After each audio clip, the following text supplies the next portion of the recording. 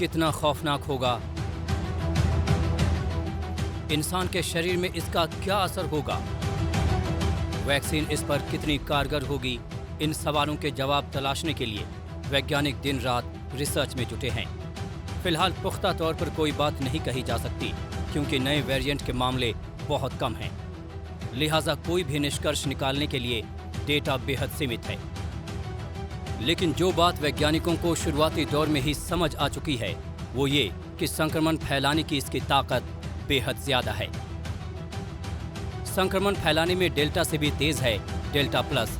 कम वक्त में तेजी से फैलने में सक्षम नया वेरिएंट मरीज के बगल से गुजरने वाले को भी संक्रमित कर सकता है।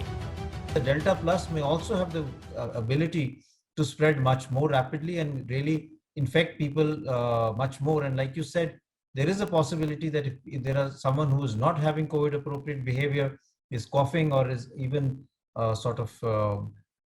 crossing an individual who is not infected, and if both are not wearing a mask, then there is a chance that he can get the infection.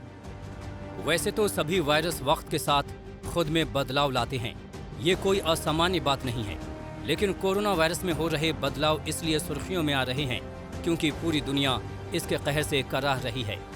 Virus पर काबू पाने की कोशिशें की जा रही हैं, लेकिन इसमें होने वाले बदलाव से इंसानों की प्रतिरोधक क्षमता को बार बार चकमा दे रहे हैं। कोरोना वायरस में बदलाव मुख्य तौर पर इसके स्पाइक प्रोटीन में हो रहा है। स्पाइक प्रोटीन वायरस का कांटेदार ढांचा होता है जिसके जरिए ये इंसानी कोशिकाओं में घुसपैठ करता है। डेल्टा प्लस वेरिएंट के स्पाइक प्रोटीन में बदलाव से इंसानी कोशिकाओं में इसकी घुसपैठ आसान हो गई है। साथ ही संक्रमण के बाद शरीर में वायरस के फैलने की रफ्तार भी तेज हो गई है। मतलब साफ है कि वायरस से लड़ने में हमारे शरीर की प्रतिरोधक क्षमता को पहले जितना वक्त मिलता था अब उतना नहीं मिल पाएगा। डेल्टा प्लस वेरिएंट है, डेल्टा के ही लीनिएज से है और डेल्टा एक वेरिएंट ऑफ कंसर्न है। साथ साथ इसमें जो स्पाइक प्रोटीन में म्यूटेशन हुआ है 417 जो है, वो हमने और भी म्यूटेशंस में देखा था और उससे ये देखा गया है कि इससे ये जो वायरस है ज़्यादा इन्फेक्शियस हो जाता है। इसलिए कई लोगों का मानना है कि हमें सतर्क रहना चाहिए, ये वायरस अब ज़्यादा फैल सकता है और इसलिए इसको वेरिएंट ऑफ कंसर्न का दर्जा दिया गया है। कोरोना वायरस में हुए इस नए बदलाव का असर इंसानों में आने वाले इसके लक्षणों पर भी दिख रहा है।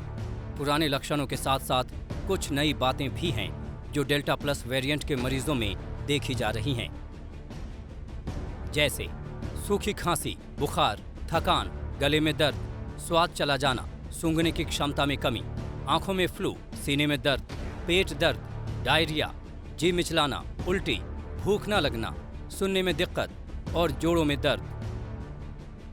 कोरोना की तीसरी लहर को लेकर कई विशेषज्ञ ये चेतावनी दे चुके हैं कि इस बार संक्रमण का ज्यादा खतरा बच्चों को होगा।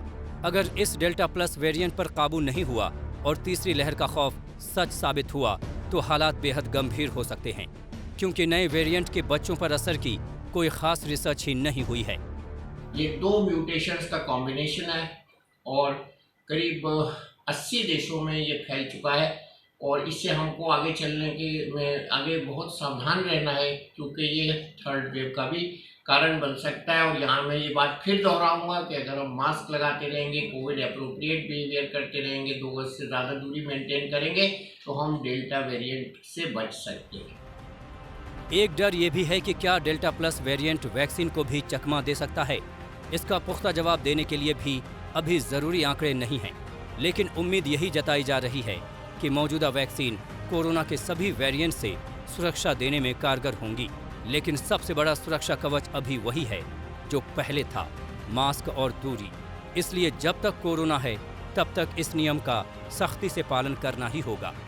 आज तक ब्यूरो।